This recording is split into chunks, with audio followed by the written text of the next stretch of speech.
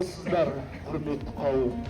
Аудан орталығындағы жаңа кешенде Таза Қазақстан экологиялық жалпы ұлттық бастамасы аясында болашақты бірге отырғызамыз атты тал егу акциясына қош келдіңіздер. Тал егу акциясы өтіп жатыр. Өздеріңіздің білетіндей өткен аптада да біз осындай акция жалғастырған болдық. Өздеріңіздің білетіндей осы кешенді отырғызды аштық. Демалыс кешені осы жерде бәрі жағының бәріне жақсы қалдыру. Болашақта мынау оң жағымызда үлкен парк жасап жасайтын жоспарымыз бар.